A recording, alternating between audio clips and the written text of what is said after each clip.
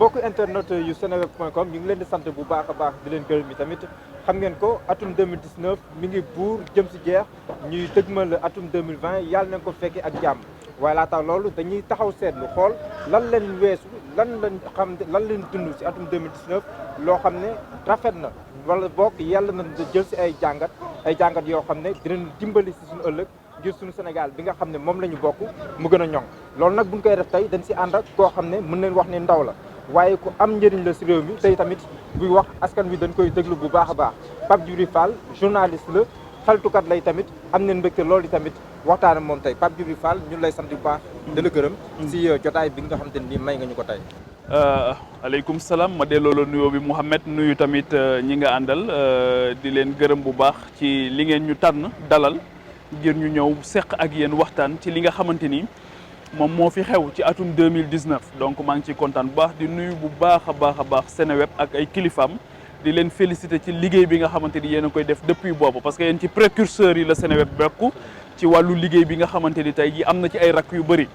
waaye nag moom mooy précurseur te comme on dit il faut rendre à César ce qui lui appartient et je pense que ne tey ñun ñëpp ñoo amal njukkal Seneweb di ko ñaan suñu borom subhaanahu wa taala sama doomu baay boobu salaam yàlla gën ko dëgëral gën a dëgëral ñi nga xamante ni ñoom la àndal ba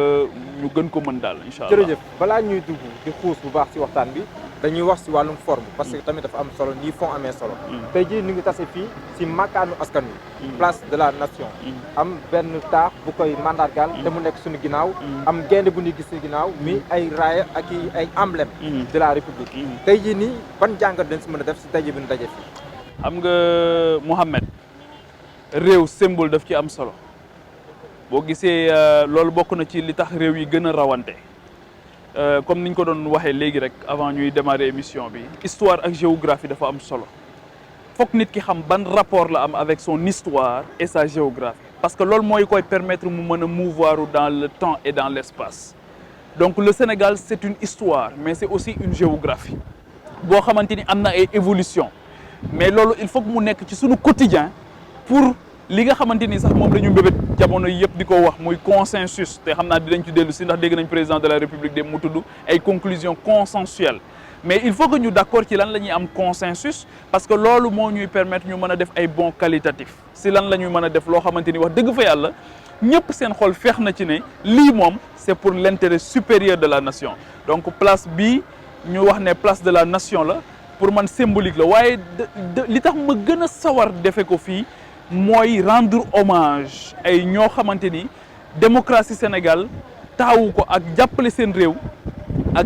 réew ngir mu bañ a dugg ci guuta tax ñu ñàkk ci seen bakkan ñaar laa ciy tudd kenn ki ci force de défense et de sécurité la bokkoon muy Fara Ndiaye ñu jëloon bakkanam fii nga xamante ni moom mooy ci buntu maison parti socialiste mu nekk lu tiis ñu ci masawu waa këram di leen ci jaale keneen ki mooy Mamadou Diop mi nga xamante ni ñëpp xam nañ ko tey ji ñu koy jooy te noppeeguñu donc je pense que ne ñaar yooyu yëpp dañoo war a nekk jàngat pour sunu histoire. nekkoon étudiant nekkoon tamit koo xamante ni jàmbaar la woon ci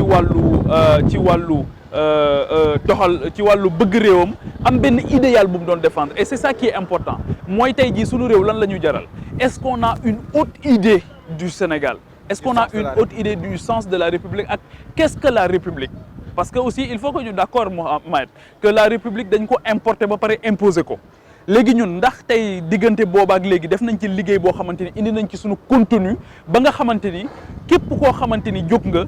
di dox di nga yëg ne République taxaw na temm ngir jàppale la ndax injustice moo ngi am ci Sénégal ba tey ndax ay inégalité am na fi ba tey loolu am naa ne lu ne weng kenn du ko jeex ba tey des na ay poches de résistance ba tey jii am na ci ñoo xamante ni dañuy sentir ay rupture d'égalité par rapport ak service public dañuy sentir ay rupture d'égalité par rapport ak traitement citoyen yi devant la justice dañuy sentir ne ba tey jii ku ma am ndey dafay am ak ku ma amul ndey sentiment boobu la nit ñi di am donc ndax am na inégalité tamit je pense que inégalité am na tey inégalité am na te li tax inégalité am mooy booba ba tey jii yaa ngi gis ne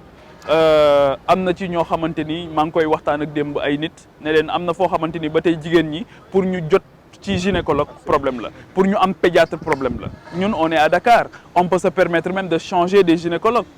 on peut se permettre même tey nga xëy daal di ne sama doom du ma ko yóbbu ci pédiatrie bi laa koy yóbbu mais am na ñoo xam duñu ko gis sëriñ bi. jéem a ut ay tontu waaye dañuy xuus léegi. jëm si wàllum fàttaliku bi bu nekkee mën nañ ko waxee noonu donte ne fàtte xaju fi. 2019 bi ñu ko tijjee rek daanaka bi ñu si duggee rek daanaka bi si pëtëxloo. am na jongante bu am solo bu mu fi amaloon. waaw tant que ñu ngi wax si wàllum république. ñu waroon see falaat jiitu réew. président Macky Sall génn si at 58%. ñu bëri jàpp ne réew mi dina taax. waaye jàmm moom moo si mujjee am. tey jii nii bu ñuy jàngataat loolu noonu avec le recul. tey jii nan lañ ko mën a jàngatee. xam nga ni ñu koy jàngatee rek ñoom ñoo koy jàngat fi mu ne nii daanaka parce que ñoom ñi nga xamante ni ñoom ñoo wax ne tey dañoo woote dialogue boo déggee commission yi ni ñu ko tëggee rek ba ci ni ñu war a jàngataatee processus électoral ni ñu ko waxee ba ci ni ñu war a jàngataatee le secteur la commission économique et sociale la commission politique ak commission yeneen yi nga xamante ni tëgg nañ ko ci ngay xamee ne diagnostic bi nag ñoom jàpp nañu ne war nañ ko def li tax ñu war ko def mooy yëg nañ ne fi ñu jaar yëpp am na lu bari loo xamante ni sooxe na donc ci wàllu processus électoral bi ba ñuy refonte fichier bi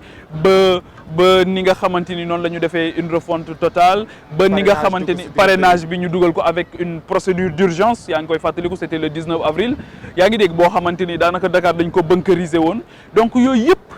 je pense que ne c'est parce que waxtaan amul woon te li tax waxtaan mënul woon a am mooy dafa am loo xam dañ ko waroon def te defuñu ko mooy bi ñu génnee référendum 20 mars 2016 rek li ñu waroon njëkk a def mooy ñu consacrer le statut du chef de l'opposition parce que la constitution du 20 mars 2016 dafa waxoon ne dañuy consacrer le statut du chef de l'opposition te biñ ci génnee gis nañ ne defuñu ko loolu moo tax le gouvernement dafay am un problème d'interlocuteur ñu jóge ci loolu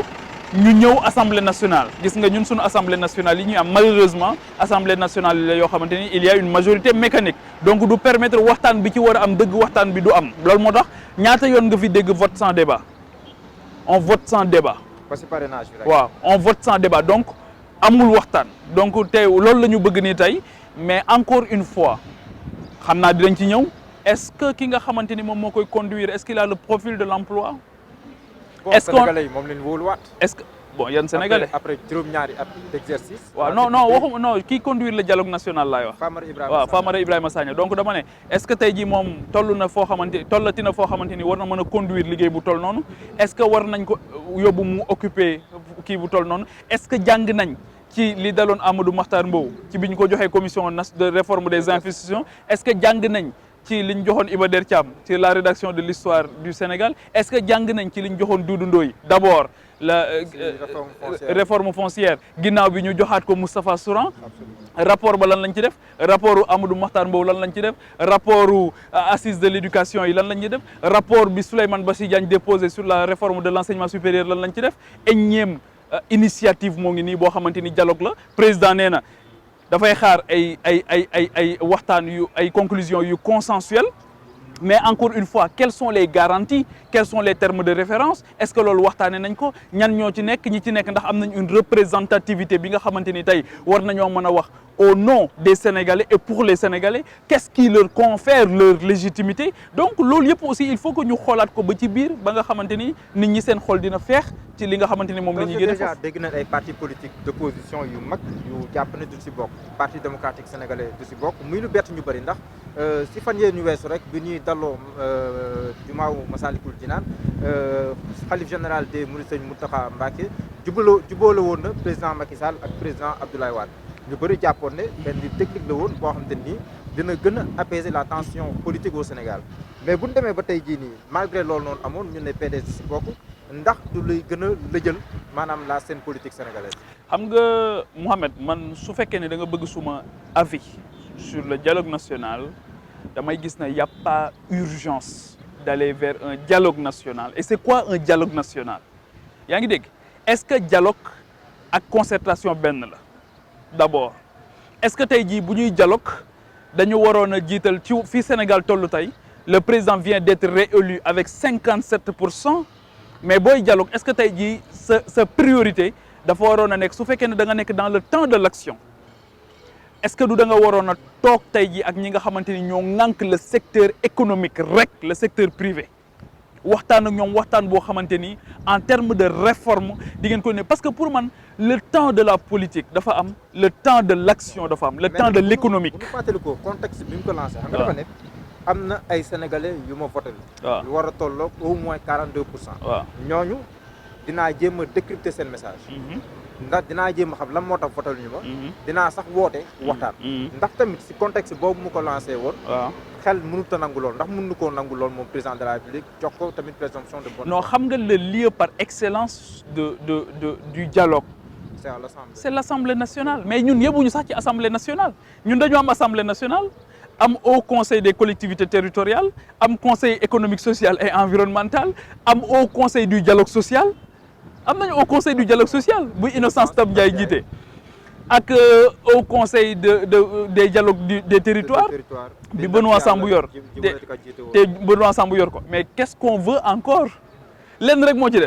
consacrons le statut du chef de l'opposition, président de la République, am un interlocuteur crédible au niveau de l'opposition, am un interlocuteur crédible au niveau de la société civile, am un interlocuteur crédible dans toutes les factions de la société sénégalaise. Su boobaa mais dootoo fi demati parce que tey qu'est-ce que le dialogue national va nous coûter en termes de sous xaalis boobu fan lay jógee. tey jii tey yow pour man le débat aujourd'hui au Sénégal mooy nan la ñuy def ba sunu ressources yi ñu mën ko jëriñoo ba mu mucc ayib nan la ñuy def ba industrialiser ko ndax dañuy wax d'ores et déjà ndax dañ koy transformer fii wala ndax dañ koy def nañ doon def euro Sabodala bi na ban place le numérique war a am chômage bi tey ñaata la ci wàllu pourcentage nan la ñuy def ba régler ko yan yoon la ñuy teg tey ba mën a former xale yi ñun tey jii 70% de notre population amul 35 ans ban consensus lañ war a am ba nga xamante dinañ am benn dynamique boo xam dinañ ko def pour notre jeunesse loolu mooy les questions fondamentales yi nga xamante ni tey jarul débat la recette elle est connue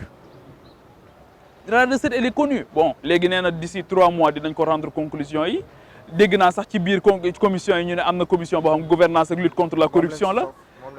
mais sëriñ bi OFNAC liggéey bu mu def anamu OFNAC lan la ñuy jëriñ kon en fin de compte. kon dialogue national bi. suñ naree tënk wax bi mooy dialogue national bi li si nar a tukkee ndax day nekk rek du déjà vu lu fi nekkoon moom la ñuy indiwaat rek mu mujj fay yëpp xam nga Macky Sall ban chance la am mooy entre 2008 et 2012 Sénégal laboratoire la woon ci wàllu institution lépp lu ñu waroon a xalaat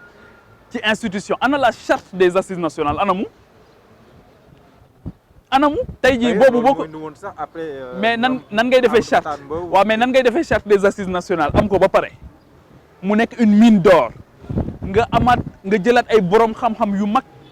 daal di leen tëj ñu réfléchir sur une commission nationale de réforme des institutions. mais nee na moom bëggul woon constitution bu bees. kenn non xam nga dafa am ñaar xam nga une commission nationale de réforme des institutions waa këram ñoo saaga ñoom Amadou Mahtar Mbow ne leen projet de constitution ngeen ñu jox mais ñoom mësuñu wax ne projet de constitution lañ joxe dañu joxe ay pistes yoo xamante ni jàpp nañ ne mën na nekk benn draft à un projet de constitution et comme on allait vers un référendum mais justement il fallait proposer un projet de réforme des institutions ñoom dañu bëggoon li ñu leen jox ci xaalis liggéey loolu leen ñu mérité ko c'était tout yaa ngi dégg mais tey jii quel est le sort réservé à ce travail là ak ñaata lañ ci def ci xaalis. bu ñuy xoolaat si li coow yi gën a lëmbee 2019 si la bokk. troisième mandat tey ñu ngi wax coow ñu ngi wax waxi troisième mandat. waaw mais te sànq yaa ngi fàttali ñi nga xam te ni ñàkk nañ. waaw Mamadou Diop lan moo ko rey Mouhamed xeex rek velléité troisième mandat boo xamante ni ñoom dañu jàppoon à l'époque ne c'était anticonstitutionnel que il n'avait pas le droit moo tax dama wax ne président de la République amul droit sous son magistère ñuy waxu troisième mandat Macky Sall n'a pas ce droit il n'a pas ce droit parce que dafa am lu mu waxante woon ak sénégalais yi mais dafa am lu mu waxante woon ak ñi nga xamante ni ñoom ñooy surtout la jeunesse du Sénégal donc on l'attendait beaucoup plus sur d'autres questions la question de l'immigration clandestine sur la question du chômage sur les autres questions yi nga xamante ni tey ñoom ñoo lëmbe réew mi te question immigration clandestine boobu dafa ma ñor trop parce que dafay toucher waaw parce que quel que soit alpha dina dem quel que soit alpha bu nekkoon 100 mandat lay def dina dem donc il faut que nga sóor yow booy dem li nga xamante ni moom nga fiy bàyyi ak li nga xamante ni moom nga fiy bàyyil sa njaboot ak li nga xamante ni moom nga fiy bàyyil sa famille politique Et je pense que les chefs d'État africains ont du mal à sortir par la grande porte. Vous savez pourquoi c'est Afrique qui tumranke kilifa loolu ci la bokk tey jii kan moo yor bâton de pèlerin de pacifier Afrique depuis Mandela jóge fi depuis Thabo Mbeki daal di fiy jóge ci lañ décrété une zone d'exclusion aérienne donc pour wax ne rek pour qu'on soit beaucoup plus audible pour que nit ñi gën ñu dégg il faut que ñu nangul ñenn ñi seen taxawaay te ñenn ñi pour ñu mën leen a nangul seen taxawaay mooy il faut qu'ils acceptent souvent de se sacrifier pour sortir par la grande porte. Parce que la pouvoir a ses doses de folie. C'est-à-dire que d'oubli, de déni de la réalité. Tu as du mal à tâter le pouls de la réalité. Ousmane Tanor Dieng yàlla na ko yàlla yërëm dafa wax benn bés ne bi ma percevoir ñu ne ko kañ nga comprendre dëgg l'homo sénégalensis dëgg c'était dans l'émission Et si on en parlait bi amoon en 2012 sur la TFM mu wax ne maa ngi comprendre l'homo sénégalensis bi ma ñàkkee pouvoir bi ñu quitter le pouvoir mu ne parce que tu arrives à un niveau du pouvoir où toutes les informations qui te sont destinées sont soit réorientées ou déformées. yaa ngi dégg donc il faut que sunu gars yi aussi bàyyi xel loolu bu baax a baax et je pense que tous les gens qui aiment le président de la République tey bëgg président bëgg Sénégal bëgg président dëgg mooy jox ko la bonne information mooy fexe ba li mu war a jot yëpp mu jot ci fexe ba ku mu war a dégg mu dégg ko waaye di am grogne populaire bu métti am nga ne non président c'est rien du tout yaa ngi fàttaliku le président Abdoulaye Wade bi ñu fi rayé Sina Sidibé fële ci Kédougou bi ñu ko waxee dana non c'est une brise rek coow li nii grogne bi c'est une brise dafay jàll waaye gis nga malheureusement brise ba daf ko emporté. waaw léegi politique moom li si mën a wax bëri na mais am na tam yeneen ponk yoo xam ne nii pour la wàllu politique rek Ousmane Sonko s'est affirmé en 2019 wala boog le personnage Sonko dans l'opposition nan nga fay percevoir. c'est une réalité politique dafa am ñu ko jox nopp 15% de l'électorat bi nga xamante ni moom moo dem en 2019 mais Ousmane Sonko la ñu bàyyi xel yaa ngi dégg moom la ñu jox seen caution morale. waaw 58% ñoo jox Macky Sall seen caution morale 19% su ma jumul xaw ma 20% ñoo jox Idrissa Seck ak coalition seen caution morale Issa Sall Madické Niang kazalika donc kenn ku ci nekk nañ la nangul li nga xamante ni moom nga toll léegi nag qu'est-ce que Sonko va faire de ces 15% aujourd'hui c'est ça la grande question. Qu'est-ce que Sonko va faire de la coalition qu'est-ce que Sonko va faire de la coalition électorale bi mu àndaloon comment est-ce que Sonko va faire un pas dans la structuration de son parti wala ndax dafay def vers une coalition de partis donc loolu yëpp je pense que ne c'est l'avenir qui nous le dira mais fi ñu toll nii mooy li ñuy xaar ci ñoom mooy li may wax souvent le Sénégal a beaucoup plus besoin de proposants et non d'opposants donc ñoom tey jii en termes de proposition par rapport au chômage au-delà de la contestation tey jii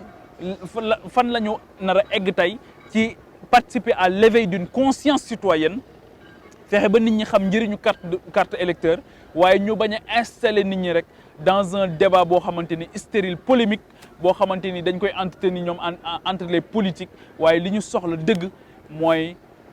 ñi ñu àndal déjà ñu yar leen ci wàllu une opposition républicaine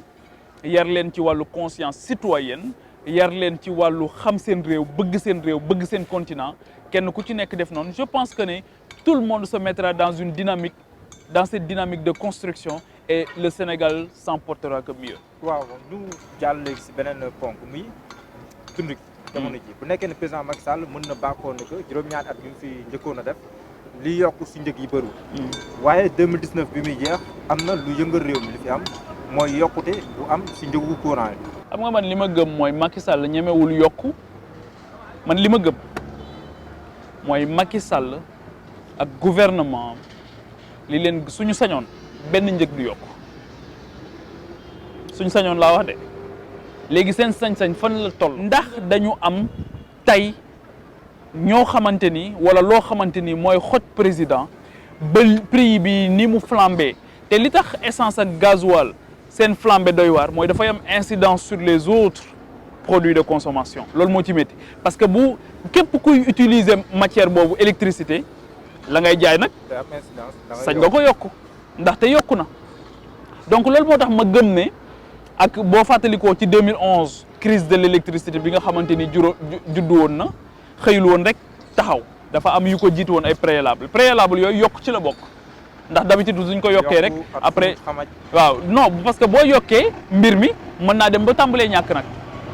yaa ngi dégg parce que day gën a jot ci day xaw a gën a jafe encore une fois li ma gëm mooy yokk bëggul yokk mais tey jii bailleurs yi nga xamante ni xëy na joxoon nañ ko seen xaalis ak ñeneen ñi nga xamante ni dugaloon nañ seen xaalis muy les institutions de Bretton Woods muy FMI ak Banque mondiale ndax ñooñu li mu doon def ci social dinañ ko bàyyeeti mu def ko parce qu'il fallait subventionner coûte que coûte maintenant c'est il a énormément fait dans waaw le social. waaw moo tax on va te dire que ne on va te dire que ne tey jii dinañu yokkaat 100 milliards de subventions yooyu mais xam nga tudd ko ci budget ak appliquer ko dans la réalité c'est deux choses différentes budget yéene rek la prévision la même si su fekkee ne tey on va vers le budget programme qui est une directive de l'UEMOA mais budget programme aussi dafay ànd ak une réforme de l'administration parce que la nomenclature bi ñu amoon au niveau de l'administration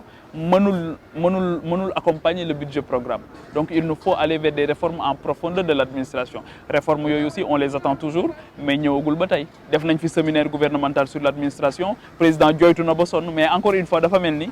il y a des empêcheurs de tourner en rond dafa mel ni am na ñu ko teree dem ci réforme yooyu wala lu ko teree dem ci réforme yooyu et je pense que c'est ce problème là que nous avons partout ndax xëy na di nga dem ci négociation yoo xamante ni ci jamono bi teew dina la régler lu bari waaye xëy na dina jur tamit lu métti ci kanam ay jafe-jafe ci kanam te doo ko mën a maîtriser. jamono ji nii ñenn ñi bàyyi na leen ñeneen ñi moom ñu war a toll si ñett Guy Marius Sagna la bokk yoon mun leen teg loxo ba tey Guy Marius Sagna sax moom mi ngi xiifalaat boppam ngir xeex condition ñu ko jàppee itamit di xeex électricité ak yeneen ñaari raison tey jii nii président Macky Sall combat moom moo ko porté au pouvoir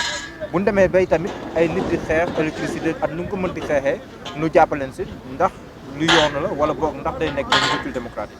xam nga l'humiliation Bertrand Badi benn borom xam-xam la bu nekk fële ci tugal dafa bind benn téere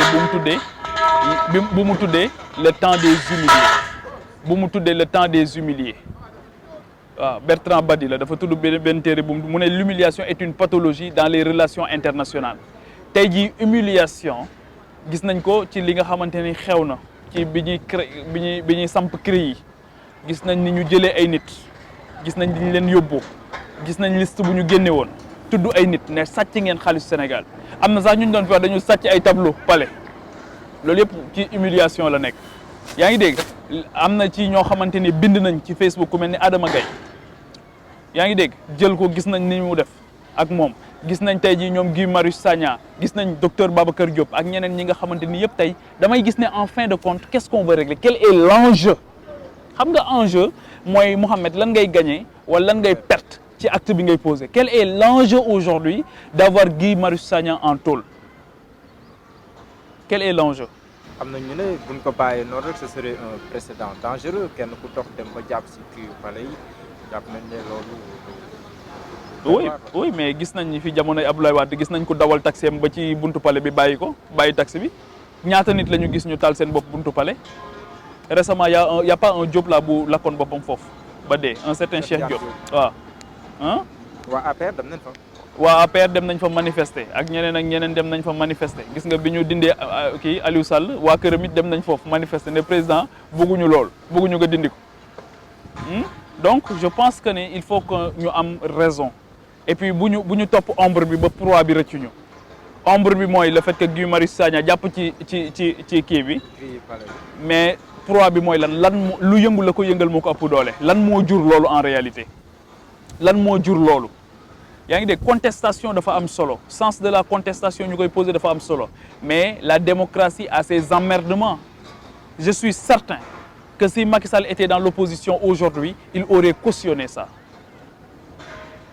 gis nañ fi jamono yi ñoom Cheikh Bamba Dièye di takk seen bopp ci grille Assemblée nationale. bi muy yor mer gàddu bi. waaw bi muy yor moom mer gàddu bi tamit gis nañ yooyu yëpp am na je suis sûr que tey jii ñi nekk ci opposition naan d'accord nañ ci bés suba bu ñu demee pouvoir duñ ci d'accord duñ nangu ku téye ci seen i grille gis nañ fi jamonoy Abdoulaye Wade benn ministre bu doon taxaw fekk Abdou Latif Coulibaly bind benn livre mu ne il faut briser cette plume satanique xam nga loolu lu doy waar la gis nañ fi ñu tëj ci kaso ñu bëgg ñu tëj leen ci condition yu gën a métti ku aye daal wal sa moome ku téye daal justice beeg yooyu daal tu en fais ce que tu veux loolu musiba la sëñ bi. emploi ak migration clandestine ñaar yooyu dama koy boole mi ngi gën a takkarnaase mel ni ndaw ñi espoir amatuñu ko bu ñu demee ba ndaw yaa ngi koy wax sànq ndaw yi ñoo ëpp Sénégal amatuñu espoir yaakaar seen réew amatuñu ko donte ne ñun ñuy dig ay millions emploi ak tamit yenn politique yi ñu teg pour woyofal nan la ñuy créer entreprise ak yooyu ba tey ndaw ñi ñu ngi daw di wutali géej ngir soit ñu àgg wala ñu bokk ñu saaxee seen bakkan tey jii nii booy xool loolu ndax da ngay am un pincement au cœur wala da ngay naan rek benn échec la l'échec de nos politiques d'emploi d'une manière générale. xam nga du 16 au 21 décembre maa ngi woon Mauritanie Nouakchott toute la jeunesse africaine au moins 17 pays étaient représentés et le thème bi nga xamante ni ci la ñu waroon débattre c'était l'immigration clandestine. man ci waxtaan bi nga xamante ni man maa ko doon def dama ci wax ne dama am njàqare ak tiit su fukki réew ak juróom-ñaar seeni ndaw dajee Nouakchott amuñu lu ñuy waxtaane lu dul nekk di def décompte macabre seeni morom yu dee ci géej gi ca booru Lampedusa wala Melilla wala ci Sahara bi am ñuy nettali ne dox nañ ci biir Sahara bi ci désert bi ba amatuñ lu ñu naan dañuy wax sa morom mooy tuur ndox nga naan ko nee na da ngay dem ba gis koo xamante danaan la su ma sawee bi yoon dootuma am lu ma sawee su ma tuuree ndox dootuma am lu ma tuur ndox. dañuy dem ba ndox dootul nekk ci seen yaram ndox dootul nekk ci seen yaram ak yeneen yoo xamante ni làmmiñ mënu koo tudd sëriñ bi ak ñu lay nettali ñoo xamante ni dañuy toog ni jàkkaarloog seen morom mu ne la damay faatu mënuma ci dara damay faatu moo ma gënal dellu nga xool ko di mu faatu mais fan la nit di toll ba dem ci loolu ma ne xale yi li tax ma am njàqare mooy ñun su ma sañoon suñu dajee fii intelligence artificielle la ñuy waxtaanee industrie la ñuy waxtaanee numérique la ñuy waxtaanee. ndaxte jamono ji loolooy doxal àdduna. mais la jeunesse de l'Africaine de l'Afrique dynamique am doole am lépp amuñu lu ñuy def fi mu ne lu dul di waxtaane ay émigration clandestine di waxtaane chômage di waxtaane ba ci sunu waxtaan bi tey su doon sunu réew yi am nañ fu ñu jëm dëgg ñun tey loolu la ñuy waxtaane pour ma jaaxal ci émigration clandestine pour wax ne dafa nekk elle est économique mais ñun ñëpp ci war a am gàcce mais secteur bi tax tey jii émigration clandestine gën a dox mais c'est le secteur de la pêche secteur u pêche ci Afrique moom mooy yàqu waxuma la fraude bi ni mu toll waxuma la ñun en Afrique les gens qui ont vendu nos côtes les plus poissonneuses déggoon nga fi coowal licence de pêche yi ak accord Union européenne yoo xamante ni daf ñuy défavoriser mais léegi ñi nekkoon ci secteur boobu xam nga yow Mouhamed Diallo yow xam nga doo dem di jël gaal naan da nga yóbbu kenn tu ne peux pas être un passeur ñi mën ndox rek daan nappi ñooñu rek ñoo xam yoon wi seen métier bu doxatul gisatuñ jën mais dañuy reconvertir ils se reconvertissent ce sont ces gens-là qui se sont reconvertis la plupart du temps parce que seen métier la ñu toog di ko xool di constater ne seen réew jàppalewu leen ñoo ngi jaay les côtes les plus poissonneuses mais dimbalewuñ leen pour ñu industrialiser seen secteur. d'ailleurs man je me rappelle temps ma nekkee xale Africa Mer pêche bi doon fa dox mais léegi déggatuma ko. ana yeneen ak yeneen yëpp c'est l'industrie sëriñ bi mooy doxal réew léegi leneen li mooy pourquoi elle est encore économique parce que gis nga ñi muy yóbbu mooy ndaw ñi mais le numérique quelle est la place du numérique aujourd'hui ci sunu réew quelle est la place du numérique. am na benn makkaan boo xam ne nii moom lañ ko dénk am na jëriñ boo xam ne aussi moom lañ ko dénk c'est vrai que defuñu ko comme ni ko Ghana defee fu mu toll nii mais mën nañ jàpp ne ay seq ay jéego jëm si kanam. waaw jëlee ab ministère lépp jox ko numérique. waaw mais loolu kii la incantation la rek xam nga sëriñ bi lu ne mën nga ko def mën nga koo wax mais tant que defoo le pas amul njëriñ Mouhamed il faut qu'on soit beaucoup plus exigeant avec nos autorités. mais migration il faut waaw léegi c'est un échec ça symbolise l'échec de nos gouvernants. Ah, bien sûr. Voilà, nous sommes Mais tous bien coupables. sûr, mais nous sommes tous coupables. Nous sommes tous coupables. C'est-à-dire que nous sommes tous coupables. Tey jii aussi bien le secteur privé national que l'État. Parce que le secteur privé national aussi, il faut que mu assumer sa responsabilité dans ce qui se passe ci chômage bi. Parce que moom moo war a résorber le gap du chômage. L'État ne peut pas créer des emplois. L'État crée les conditions wala l'employabilité des jeunes. Mais tey jii secteur privé bi dafa trouver beneen échappatoire. soo waxee mu ne non il y a une inadéquation entre l'offre et la demande. Mais c'est trop simpliste. ban cadeau la war a mën a jox sénégalais wàññi courant bi wala ban cadeau la mën a jox sénégalais le 31 décembre boobu mooy dernière question bi. xam nga bu ñu la falee li ñuy xaar ci yow mooy nga régler ay problème maa ngi koy fàttali keroog ne actuellement le débat bi am en France à Paris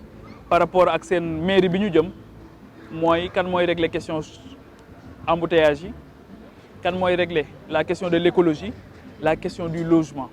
fi mu ne ni débat bi loolu ci la gën a bokk ci entre Benjamin Griveaux Gaspard Ganzer ak Anne Hidalgo bi nga xamante ni moom moo fa nekk bëgg a rempiler yaa ngi dégg ak Cédric Villani bi nga xamante ni député En Marche la le débat bi posé wu actuellement mooy qui va régler la question de l'embouteillage quand on vous nomme wala quand vous êtes élu c'est pour régler des problèmes les problèmes des Sénégalais sont connus yow en tant que travailleur xam nga ko en tant que journaliste xam nga ko yaa ngi dégg kii nga xamante ni moo toog fee di jaay caafam xam na ko ki nga xamante ni moo nekk secteur privé bi tey ñu amel ko dette publique xam na ko ki nga xamante ni moo nekk feneen ak feneen ak feneen xam nañ ko donc aujourd'hui ce qu'on attend du président de la République di ko ñaanal déjà yàlla suñu borom defal ko wér defal ko kattan ba nga xamante ni naal yi mu am yu baax ci réew mi mu mën koo accomplir ñuy ñaan aussi bu ñu jëm ci 31 décembre bi dina fekk ñoom Guy Marius Sagna ñoom ñëpp seen kër ñoom docteur Babacar Diop bi nekk ci lalu hôpitalam jamono ji te ay dóoruñ ko dóor foofu ci kaso bi teg ko ñuy ñaan suñu borom mu recouvrer santéem te justice def ci lim ci war a def ñuy ñaan aussi ñi nga xamante ni yëpp tey jii dañu sentir benn injustice li waa ji di wax ne bu mu ñu topp 2020 ñoo ngi ñaan daal yooyu yëpp bu mu ñu topp 2020. jërëjëf Pape Djibril Fall amoon nañu mbégte lool seq yow jotaay bi nga bu nekkee sonal naa la teg naa la si laaj di gërëm ñu tamit technicien bi ñu àndaloon di Aliou Ba di gërëm tamit Massokhna ak tamit Babacar mi nga àndaloon di leen gërëm yéen bu baax a baax yéen mbokk internet yi nga xam te ni yéen doon topp di leen dig daje incha allah 2020 di leen ñaanal atum mucc atum jàmm atum xéwal yi tamit di leen sant bu baax a baax di leen gërëm jërë ngeen jëf